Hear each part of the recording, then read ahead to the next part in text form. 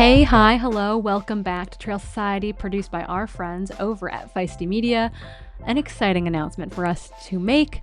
I'm your host, Corrine Malcolm, and today's episode is brought to you in part by our friends over at Rabbit, our official apparel sponsor for 2026. Just a reminder, we are kicking off 2026 with some small changes to the podcast. You'll get to hear from your favorite co-hosts, with Keely and Hillary joining me for an episode each month. In addition to the Trail Society you know and love, we'll be moving to a weekly podcast for the rest of the year. And that means more interviews, more running science, and more behind-the-scenes looks into what is going on in the trail and ultra running scene. We can't wait to have you along for the ride.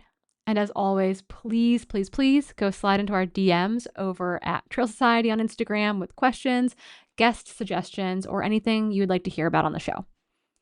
Before we dive into our interview today, I'm excited to announce that Rabbit is the official apparel partner of Trail Society for 2026. That means more great Trail Society and Rabbit apparel and podcasting collaborations, running scholarships, and popping up at more events near you. While we don't currently have an active code for January, you should and can scoot on over to runninrabbit.com to check out their latest and greatest gear. I've personally been living in their off-the-track collection, including their downtime shorts and their downtime quarter zip. We've got an amazing interview for you today, and that's what we're about to dive into. We're kicking it off with Abby Hall in 2026. Abby Hall is a professional runner for Adidas Terrex who most recently won the prestigious Western States 100 mile in June of 2025. Abby is a former graphic designer who for the last several years has gone all in on her running in pursuit of excellence, making it cool to care, and puts herself wholeheartedly into her goals, something I admire about her immensely. Abby makes her home in Flagstaff, Arizona with her husband Cordis, a true dream team and people I feel fortunate to call my friends. I had such a fun time hanging out with Abby today, and I hope you enjoyed the conversation just as much as I did. Let's dive into the chat. We're doing it. Abby, welcome to the pod. Hey, how's it going? It's so good. I feel like I'm cheating because you're one of my really good friends, and what a great way to kick off 2026, though. I know. I'm really excited we're doing this. Yeah, so I guess I was texting you about this, and I was like, what are things...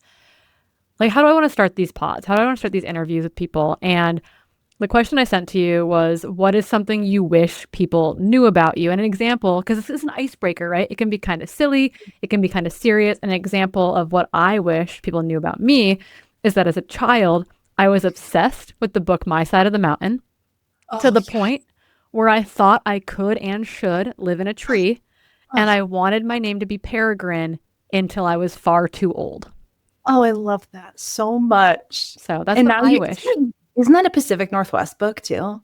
I need to reread it, apparently. You should reread it. I can absolutely picture young Peregrine sitting outside my house trying to feed squirrels. That was my childhood. I love that. I like this question because I think especially like in the confines of a sport, it's like easy to just see everyone through that lens, or like the version we see when we all bump into each other at races or do interviews or whatever. I think probably for me, like, I think like Cordis and I are so goofy, and I feel like you as my friend see that side of me, but I feel like if someone didn't know me and they just saw me like racing and stuff, they might think I'm like really serious or something. But I feel sometimes like our private life is so full of like just weirdness and goofiness and laughter. And it's interesting to me to think about like how like our personas, if you will, like racing and training as athletes versus like who we are, like you and I were just talking about before this, in our 5 to 9s. Yeah, exactly. And I was joking. And actually, this is maybe a great place for this to go. Because I was like, man, Abby Hall, it's like you would think that she has a 9 to 5 before her 5 to 9 because you run at like 4 p.m. every day. So before people call us elitists and tell us that like professional running, you know, isn't as glamorous as it is cracked to be, what makes up that 9 to 5 besides dance parties in the kitchen? Because I know that is a big part of the Hall household. What does that day in the life look like before that, 3 p.m. run in the rain? Yeah, exactly. I usually I'm a sleep in person for sure. Probably like also roots from like if I'm running and training in the evening, and then it like means we're up later and I sleep later. And then, yeah, like during the day, I'm like doing anything from like house projects to errands to like food prep and cooking and baking, or like, yeah, emails, social media, all that kind of stuff. And then, yeah, like I like joke that I'm like a type B runner. Like I'm not someone who's like, I have to like, don't talk to me until I've had my run yet. Like I, yeah, I had like an early meeting today and I was like, I am not myself yet. I'm like a shell.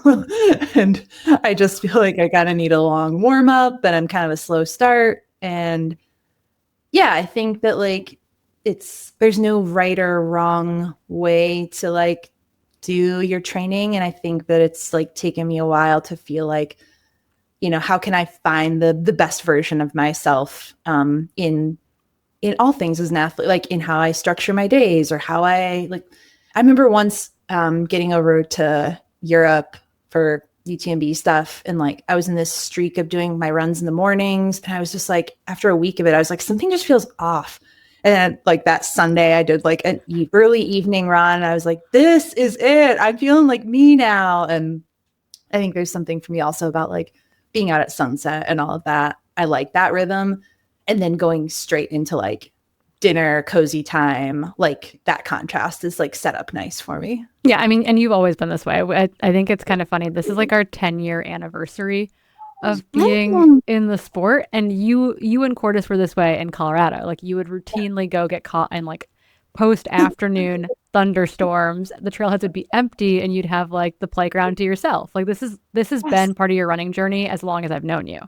Exactly. It's the ultimate like high country hack. Like wait till the storm passes. Don't start with a headlamp, end with a headlamp. Exactly. No one wants to be running at 5 a.m. No. You psychopaths. Yeah.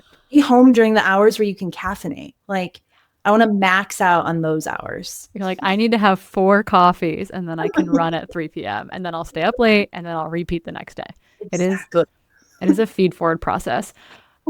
Because it is early 2026. Are you a resolutions person? I think like Cordis and I we'll often go through and kind of like make some goals across categories. And I feel like they're probably more like we usually kind of already know what they are, but it's like, I think the process of sitting down and writing them is always like really nice.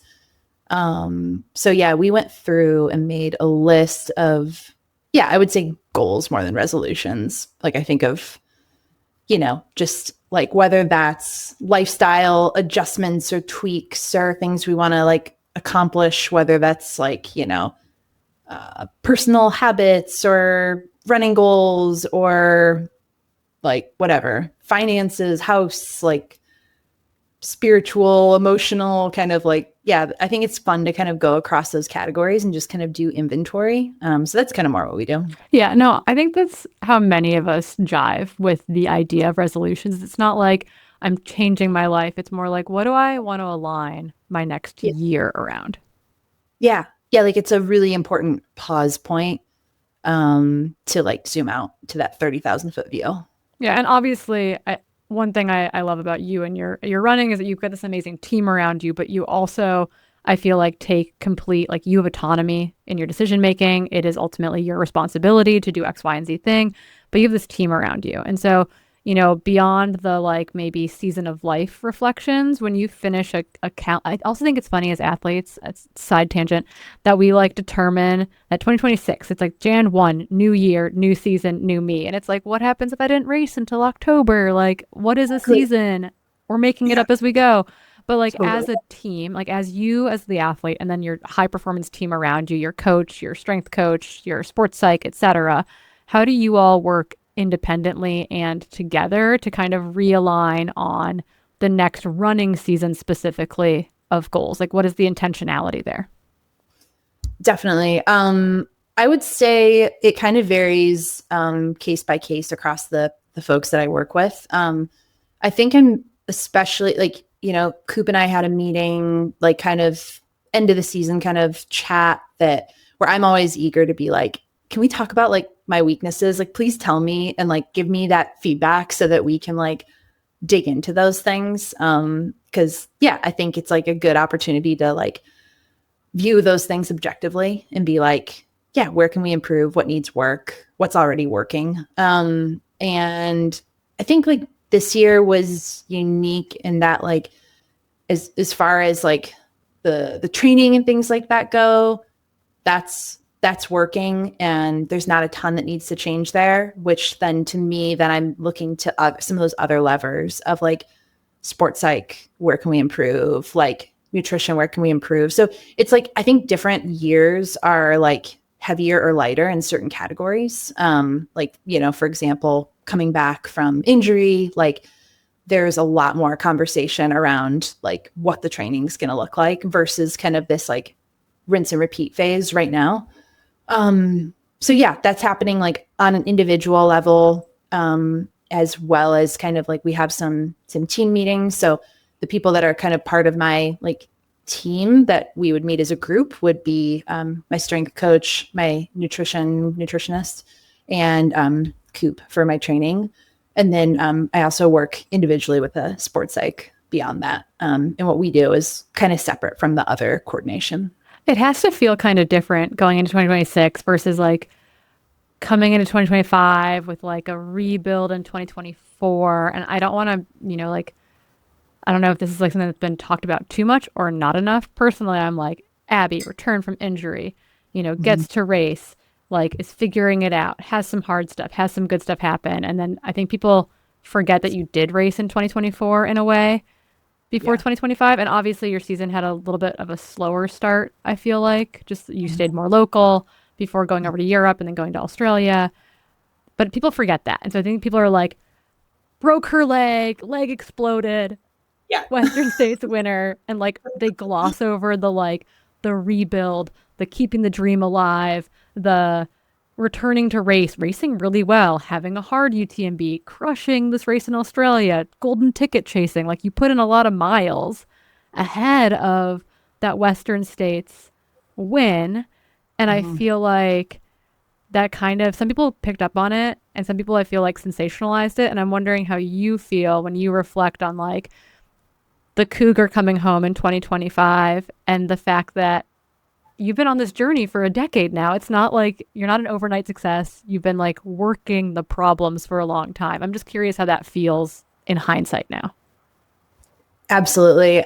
I remember like when I first, you know, finished Western States and then like someone like hands me back my phone and I like open my phone and it was like something like already was like a, like the comeback or something. And I was like, oh, like that's a really fun angle on this. And I think like you're right. There was a big space in the middle there of, you know, yeah, like between the recovery and that Western States, there was a good amount of, you know, training and racing and blocks that are a lot less glamorous. And it's a very necessary transition to, you know, where I was able to end up this year.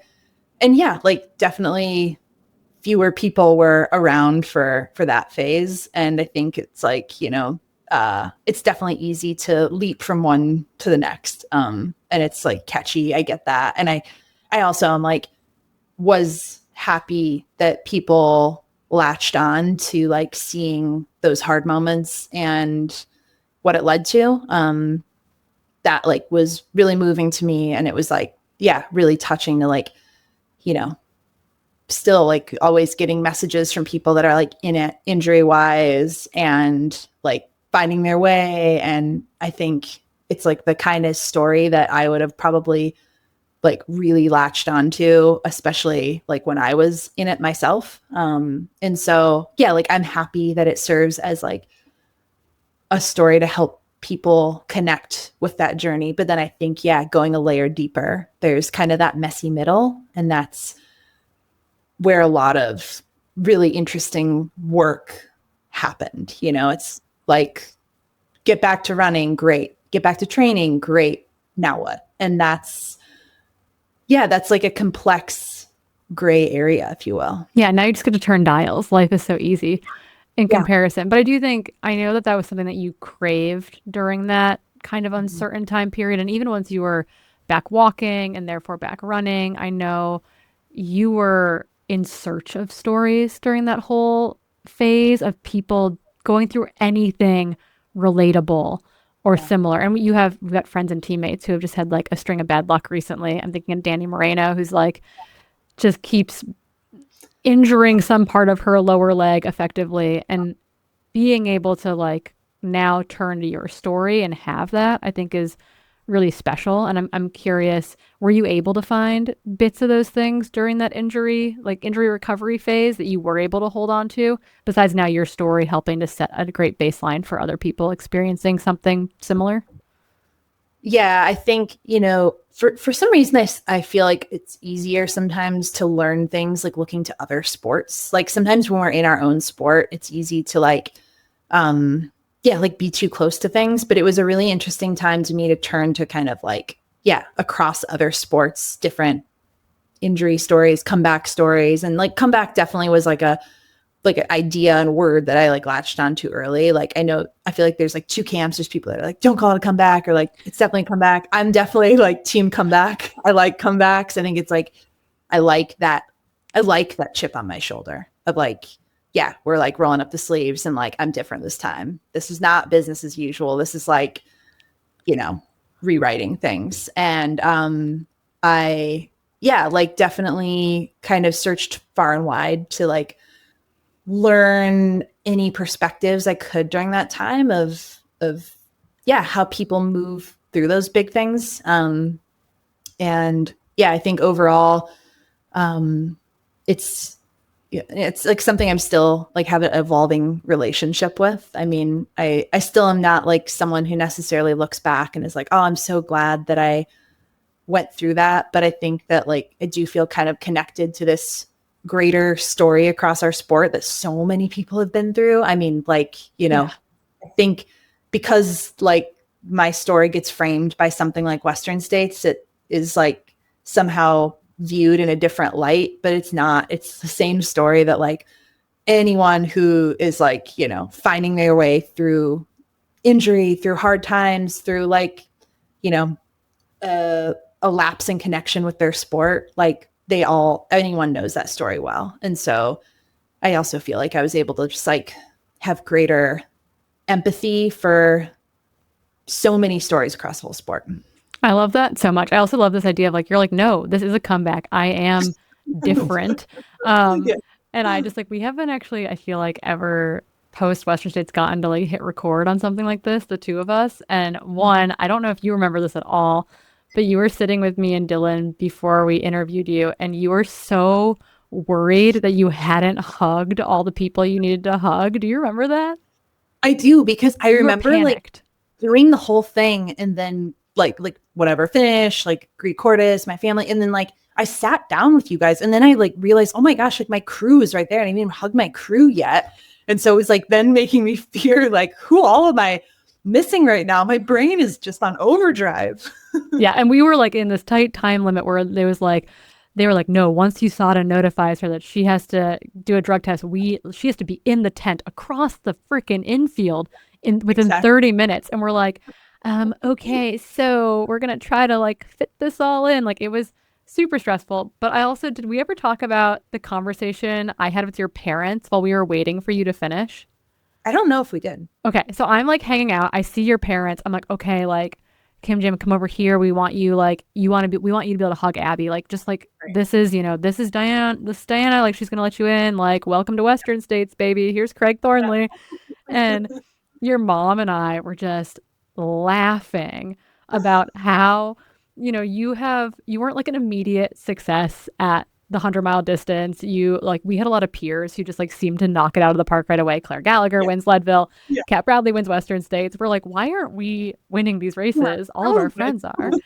And so I'm talking to your mom and we're just laughing, and you're on your way from Ruby Point. Like, you're going to win. Like, you've crested Ruby Point. Fuzhou has not caught you. Ida has not caught you. We're like, okay, it's happening. Like, Abby is about to win Western States. And your mom is like, Corinne, we were talking to Abby and we're like, maybe just like the 100-mile distance isn't for you. Like maybe you should try something else. And I just like love this idea of like, I feel like we've all witnessed this through your career, like watching you just really, really excel at like the 80K to 100K distance, kind of consistently have these really hard march it in 100 miles. And I just have this picture now of your mom being like, yeah, Abby, maybe you should try something else. Like, here's the cougar. Like, what is like, I don't know, just like, can we reflect on that a little bit? That it has been this like long, outside of injury, Yeah. the act of getting to a Western States finish in the fourth fastest time ever. Oh, yeah. Is kind of crazy. It really is. Yeah. Like, even if we just like deleted the whole injury storyline, to Still me, a great story. It's like known me for a while, known me through other hundreds would be like, this is like a miracle. Yeah. She's not wearing a down jacket right now, and we're not walking it in during golden hour. Like, exactly. what is happening? Exactly. I mean, yeah, I think we met in my first 100. Mm-hmm. But that was like your second 100? No, it was my first. Leadville? That was your first too. Yeah. We were like both Solomon-esque athletes. Uh-huh.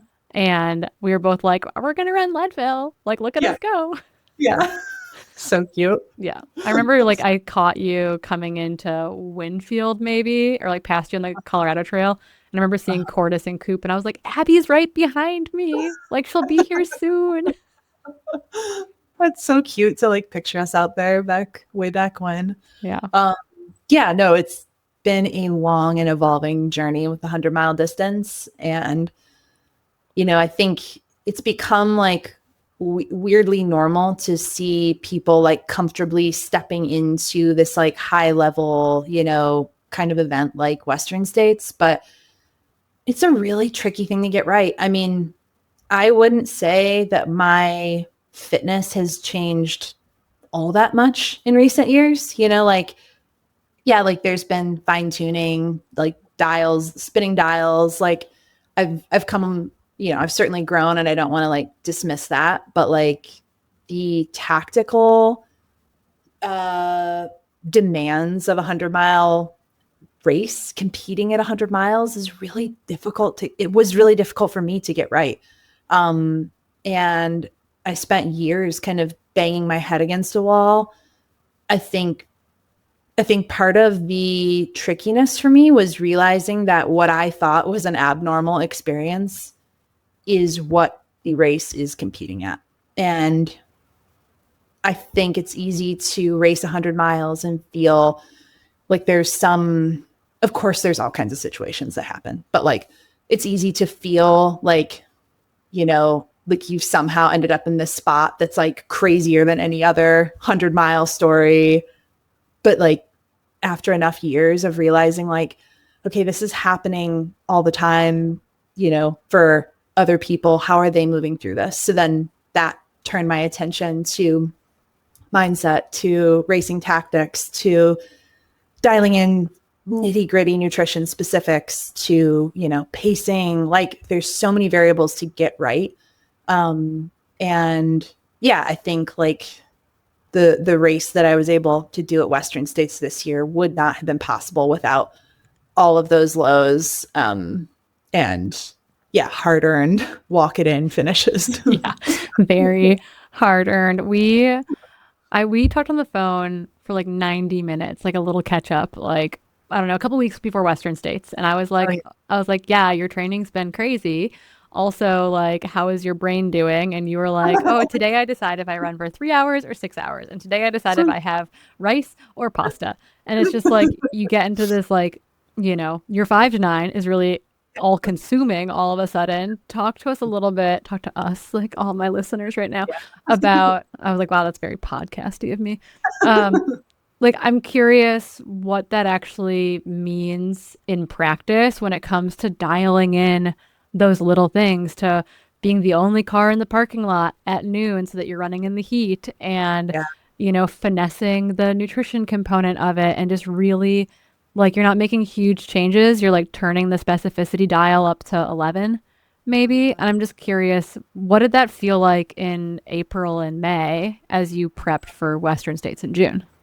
I think a big part of the process of training that maybe looks crazy on paper is trying to slowly normalize it to yourself, which is like, it's weird kind of bumpers you have to put on almost, like, to use a bowling analogy, like you almost can't let your mind go there of like, all right, I'm going to be running for 8 hours in the heat. And I have all my, like, I have a, core temperature pill in my stomach and these like ice sachets and a cooler in the back of my car in an empty parking lot. And it's like super hot. And I ran 8 hours the day before. Like, you just kind of can't let your mind go there. You're like a frog. We're going to like mix analogies here. Like your bumpers are on, your blinders are on. You're like a frog being boiled in water. Like you don't even know it's hot anymore. Like that's kind of a wild thought experiment.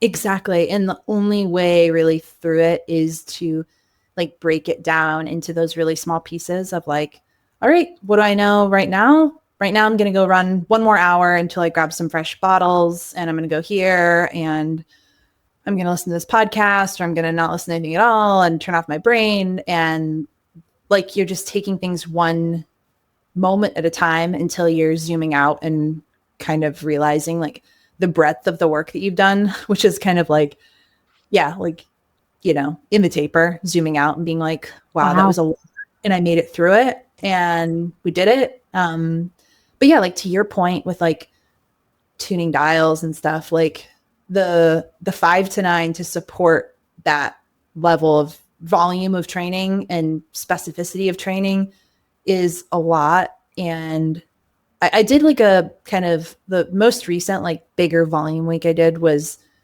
actually just this fall for no real racing reason, but Cordis and I went back out on course, out to, I keep talking about Western states, but it's kind of relevant. We love it. No, we're digging in. But yeah, like went back out, got an Airbnb on the course and went and had like some nice late fall days. Mainly because I really like being home during like the build and wanted to get like extra time on course in places where some of these places, I've only run in the race now. And so it's like, I just wanted to go back and make some other memories. And this was like another big volume week that I did. And it was interesting how it felt. Yeah. Like as I've started to log more of those big blocks, like it does start to feel more routine where, like, all right, the watch stops. Like, this is like how we're fueling right away. I've got this food already prepped in the fridge. Like, we're just keeping the stomach full. Like, here's how to turn off my brain right away. And there's just kind of like these little nuanced things that the only way you kind of get good at them is just like going through it again and again. So I often think that like the most important part of like volume and preparation for a race isn't like the miles themselves, but it's like managing yourself amidst the volume. And then you get to the race and you're like, yeah, I know what this feels like to, close the trunk aid station and head out for another loop or whatever it is. Like, it's that calibration to, doing something that's crazy. And yeah. I think, okay, this is like very inside baseball because again, I know you and Cordis well. I coach Cordis. I've spent time at your house. Like, I know how you two operate as a unit, and people are probably thinking who don't know you, they're like, wow, Abby runs full time. Like, she must have like a house husband. Like, Cordis just like takes care of her.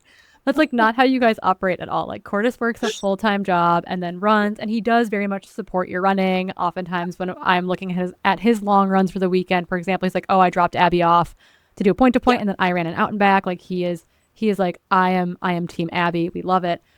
But also, like, he's not a house husband. Like, you keep you guys fed. Well, like when you're gone at training camp or something, we're like, how many meals did Abby prep for Cordis so that he can do, Camp Coco and do what he needs to do. And so it's a whole, you guys have this very interesting dynamic in that way where it's like, yeah, part of what you do, like your 9 to 5 is like keeping the Hall household afloat in a lot of ways, keeping everyone fed. But when you're in this like huge block and you're like managing getting out the door every day to do this long run, like, I mean, Cordis can step up obviously, but like, what's the dynamic there of like keeping the Hall household afloat while you're out running for 6 to 8 hours and trying to keep everyone fed?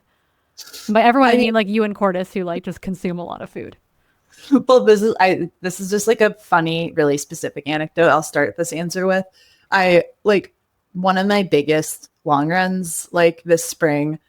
You know, it's like one of those ones where you're like, you get it done. You're just like, ooh, I can't wait to just like get home and cozy up. And I had driven the van because it was like kind of this remote place where I wanted to like, you know, crew myself from the van. And I hear this big bump right when I turn into our street at the end. And I was like, huh, what was that? And like a kind of a crash in the back. And I was like, oh, well, you know, well, let me get home and see. And like, really, you know, like the hips are tight. You're kind of like, I'm just ready for a hot shower. And like the rest of the night is like flattening myself. And I like look through the back curtain and a jar of marinara sauce had tipped out of the top shelf of the pantry and cracked open, glass shards everywhere. It looks like you took a gun and shot a marinara sauce. Marinara sauce is on the walls, on the floor, like the cabinets.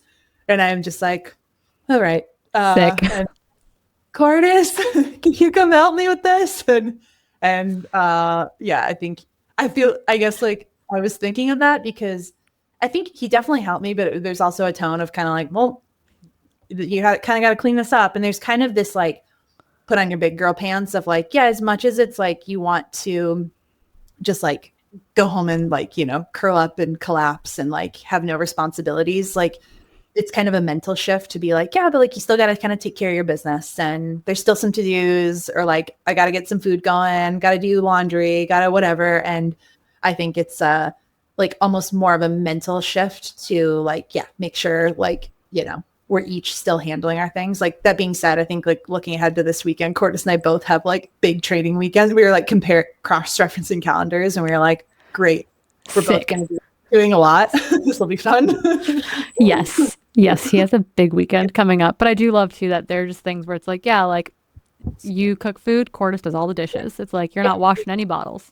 Exactly. Oh yeah. The bottle washing is a big one. That was like, I feel like if I were to like select any responsibility to like, you know, outsource, it would be washing soft flasks. Yeah. I hate it. And I feel like they're always nasty and I just don't want, that's like the last thing I want to do when I get in. I don't want that reminder. I don't want the reminder of that.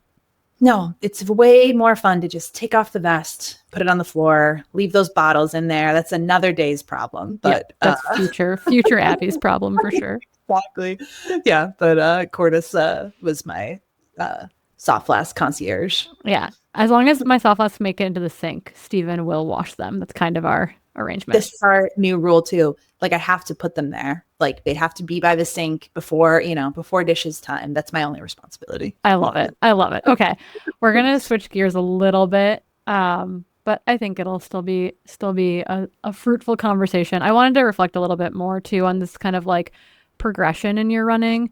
Again, we've been in this thing for a decade now. You've marched some stuff in, but I've also like watched you evolve as an athlete from like the soft life, hard life athlete, a hard life being like when you go to the desert with Cordis and you guys just walk around for several days, sometimes successfully, sometimes unsuccessfully.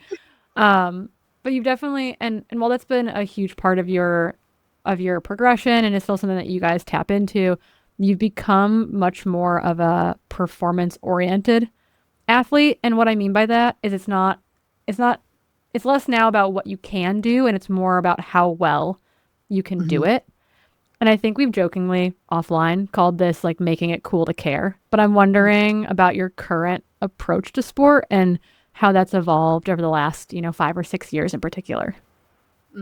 Yeah, I definitely resonate with like, what we've talked about before of, it being cool to care. I think that like racing never felt like the main thing at first when I was getting into trails and ultra distance stuff. It felt like a supporting act to pursuing goals like the John Muir Trail or wanting to like scramble and like be up in the mountains all the time. And I think slowly as I've just kind of gotten addicted to the process of like pursuing goals and pursuing excellence and getting the most out of myself. And that's felt like that's partly because it's a little bit more measurable at racing, but also I think partly because the trail and ultra racing scene has become such an exciting thing, enthralling thing to be a part of.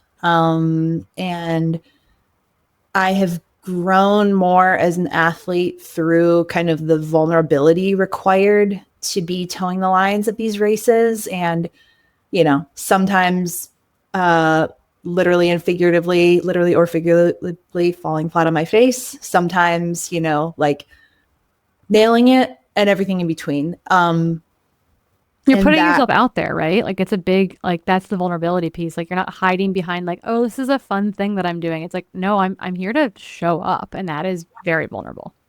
It is. And that has been, I've grown so much as a person through that. And that's been, like the guiding story for me through season after season. I think like probably the last like 2.5 years, like post injury, it's kind of come from this like place of like life is short and I have no idea like how many or few opportunities of this I have left. Like I've got to make them count. And that, opportunity to hop on a plane and go test myself against the best athletes in the world, I know that will not last forever. And I've been eager to ride that as long as I can. Unfortunately, it feels like more exciting than ever to be feeling like there's so many athletes proving that the end is not close in sight. Ludo's like 50. Like that. Yeah, exactly. And like, injury definitely puts a lot of that into perspective, but like, I'm sure, touch wood, there will be like more iterations of that cycle in the years to come. But like right now, I'm loving the pursuit of it so much. And yeah, just enjoying the process more than ever, enjoying the training more than ever. And yeah, I think what started as kind of this fun outside of work way to touch base with my, like the outdoor loving part of myself has become very much the main course to like my personality. I also love this like little element because you have always done things to set yourself up to be excellent or like the pursuit of being excellent. Like you were like, I'm going to move to Boulder because if I want to be a good trail runner, that's where they are, which is funny because it wasn't like you had like, I don't know, done a bunch of trail racing and were like the next, up and coming ascendant young person. Yeah. You were like, I'm going to move to Boulder because people in Boulder do this sport. And then you showed up in Boulder and you like figured it out. And it's like, I know that even as a child, you were like this as well. I again have heard a lot of stories from your parents of the young visionary Abby Hall as well, who was going to, become a professional basketball player, who was going to go to the Olympics. Like you've had this mindset since you were a small child, even if it was never indicated in anything that you were, in any results per se. I'm curious, what about the pursuit of excellence has captured your imagination? Because you're a very creative person, and I do feel like you're pouring that imagination into this ongoing pursuit. I really like being like at the epicenter of some kind of niche. Like I really like being part of a smaller circle within this big world where I get to like nerd out on things, have a community of people that I like with like shared reference points, shared dreams, visions, shared hardships. That like really gets me going. And I think of past iterations of like what that niche has been for me over the years, whether that's like, like Dave Matthews Band, like going to as many DMV shows as I can, or like I think of like the LA like photo scene, or like I think of just different little niches that I found myself in and really enjoyed immersing myself in. And I think it's just it's just been, I'm not sure why I'm drawn to that way of moving through the world, but I find it's like a really fun, I want to like get to know a topic and then like find people who are masters of that and try and learn as much as I can. And that I think I've just maybe found the the niche that has captured me the most long term at this point in my life, at least. Maybe there'll be a new one that captures me even more. You'll have a new North Star. We're allowed to have chapters. That's what's so beautiful about the life that we get to live. I was thinking about this other day too, because you are like a try hard person. And at no point any race have I been like, Abby's not, that's her try hard face. Like her try hard faces are on, her arms, her little wings are out. I can call an Abby Hall runner from, like a mile away on a drone shot. But it's this notion that I think particularly in women's sports, like, I don't know, the descriptor is always like, oh, she smiled her way around the mountain. It's this like, but you are like focus, determination, like everything that you are going through is on your face. And it's normally this like gritty experience. And I'm just like laughing, trying to imagine someone like describing Jim Walmsley running UTMB, like, and Jim smiled his way around the mountain. And I'm wondering, like, how have you dealt with that friction, like that juxtaposition, that thing that people, I feel like, push back with female athletes in particular on, where they're like, our friend Kimi Schreiber, German athlete, has been, publicly called out, or at least on her social media. People will be like, why do you look so sad? You were just fourth. And she's like, I just suffered immensely. Like, tell me how you feel about this notion. Oh, it's so interesting because it does kind of remind me of those early races that we were talking about earlier, where it's like, why does this feel so horrible? But everyone else, seems to be like really happy or really comfortable or really like, what am I doing wrong? This is the hardest thing I've ever done. And I feel like I remember once just like a kernel of advice from Coop on this. It was before, I can't even remember what race it was before, but his kind of like parting text before the race was kind of like, go be yourself out there. And I really liked that. I think it can be easy to feel like there's a right or wrong way to race, like enjoy every second, and of course, I think we can hold a lot of these things at the same time. We can smile and be suffering. And I think everyone's approach to that is going to be personal. Like for some people, that's like what gets them going through the hard moments, is zooming out to that like greater joy of why they're there. And for me, I've found that I'm able to like dig a level deeper when I'm turning off that part of my brain that is like, care what people think, make sure you like look sweet and fun and like approachable, like if I can turn off that, like that layer that maybe is like just, pre-programmed in like being born as a girl or whatever you want to call it, like then I can go a layer deeper. And I think I had some personal breakthroughs in that area for me this season, where I felt more than ever like comfortable with emotions like anger and like rage, and figured out how to like channel whatever it was I was honestly feeling, rather than feeling like I needed to turn it off and replace it with like a more positive or, socially acceptable emotion. And yeah, I think, our relationships with a sport are always going to be really personal and nuanced and emotional, in ways that only us and our stories will fully comprehend. But I think for me, it was a season of really like using what I was actually feeling rather than like fighting it and trying to turn it into something else. I love that. I also love that you were like, what am I doing wrong? Lucy Bartholomew looks so happy. What am I doing wrong? Courtney looks so happy. Like, why am I suffering? We're told this is supposed to be fun. And yet I'm like trying not to quit the sport during this race. I'm trying not to retire from ultra running multiple times during Leadville, which was definitely my experience. And I like this notion of, just like embracing the moment that you're in and understanding that we sign up for a sport that might inherently be kind of hard. I think that's like people don't accept that maybe at face value.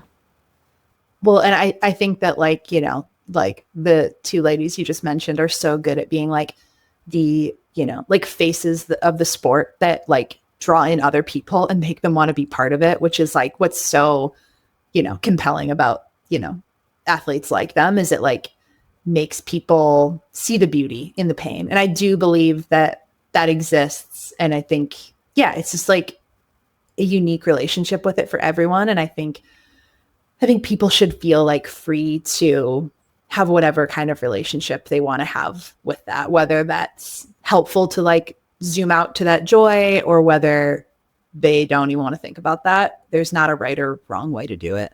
Yeah, I love it. I want to kind of reflect back to this moment during the injury cycle where you said you were looking to other sports for inspiration or camaraderie or a sense of, I don't know, understanding of what you were going through. And I know that you and I are both big fans of a parallel sport to trail running, that of women's professional cycling, specifically gravel and off-road cycling. Shout out, Talking Over You podcast. Shout out. No one's going to get that except for like 3 people. Shout out.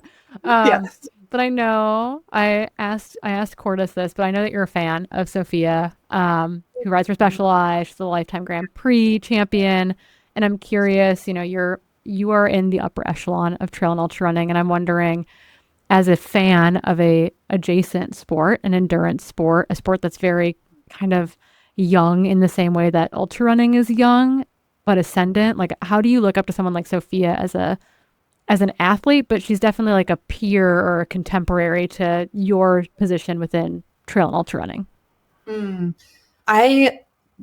and I have fallen in love with following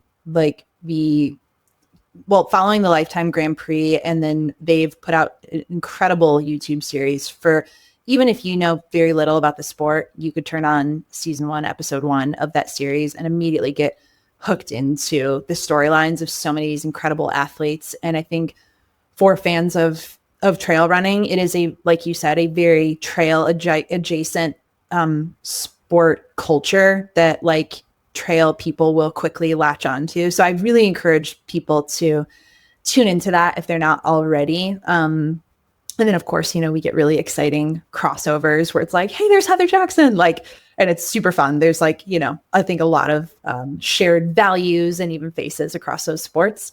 But yeah, like you mentioned Sophia, and I think one thing I really admire about her is how she shows up first and foremost to compete and absolutely throw down. And I think that she, does so in a way that for me, spectating her journey as an athlete, as a fellow female athlete, makes me feel more free to pursue my sport, with reckless abandon and, trying to bring the most out of myself first and foremost as a competitor, not only out of duty to myself, but out of duty to my fellow competitors. We all want to show up the best we can to throw down and bring the most out of ourselves. And I think sometimes watching another sport makes some of those lessons and values more clear somehow. So that's something I've really enjoyed picking up through following that sport. Yeah, maybe this goes back to the smiling piece, but I'm curious. I feel like the women's sport has evolved in a major way through the time that we've been in it. There have been crushers, Ann Trayson, Nikki Kimball, people who came before all of us and were competitors, were fierce competitors. I don't think people recognize that Nikki and Ann, they were showing up and they were going to beat you. You guys can maybe have a beer later, but they were there to race you. They weren't there to sing Kumbaya. And I think that the women's field has had this moment of growth in which we can champion one another, and we are friends. Many of us are very close off the race course as well. But I'm wondering how it's been being in that position where you have gotten to watch, as you have gotten more serious and more performance oriented, the sport has gotten, I think for women in particular, more serious and more performance oriented. And I'm wondering, I don't know if if there's anything that you've noticed during that, or if you're oh yeah, I think that's because of X. We can speculate all we want, but I'm curious because you have definitely your trajectory, I feel follows so closely the sports trajectory over the last, let's call it 6 years, as far as this performance orientation, this competitive orientation, this like, yeah, women should have goals. And in your pre-race interview, you should tell me you want to win, Yeah, you know, like not just get the best out of yourself. Like, I want you to tell me you want to win. exactly. I mean, I often feel like when looking at the men's, say, like comparing men's and women's fields, like at, top level races over the last years, I think for a while it felt more common that there'd be 10 men who want to win the race and 10 women who want to be in the top 10. And I think that shift is starting to turn as we see more women feeling comfortable saying, yeah, my goal is to win, or my goal was to win. And I had a really tough time out there. Again, going back to that like vulnerability, like I know there are more women with that goal than are saying that they have that goal. And I want us to all feel free to share openly about this journey that we're all on. We all have so much more in common than I think we realize. And we all have these big dreams in the sport. That's not unique to just like who's saying it in an interview and who's not. But I think that has been the biggest way that I've seen the female fields grow. And I also just feel like it's helping level up the sport, which is then good for creating a wake of opportunities behind it. And it elevates everything when the tip of the spear of a sport can keep, going further and further. So that really excites me right now. And I think, the other piece is like, for me, I like always try to like view things of like me versus me. And that's like unique in a space where it's like, yeah, it's me versus me, but I'm also like towing the line with a bunch of people. We're going to be timed and ranked. There are going to be numbers assigned to this journey that we're all enjoying so much. And yeah, so I think that feeling free to enjoy competing as the thing itself has been a freeing, a freeing shackle to free myself from, if you will, like enjoying the thing itself for what it is, of competing. Yeah, I think it has been a healthy evolution for the sport. And I do love that you're like, yeah, like it is me versus me and me versus the course and me versus the mountains or whatever it is. But at the end of the day, I'm going to be ranked somewhere between first and 365th at Western States. And it's like, I would like to be closer to first than 365th. Exactly. Yeah, it is one of those, like, don't put me in a box, but being out of the box is kind of my thing. Yeah, exactly. And then there's also something freeing about being like, yeah, we're going to all have numbers next to our names at the end of this.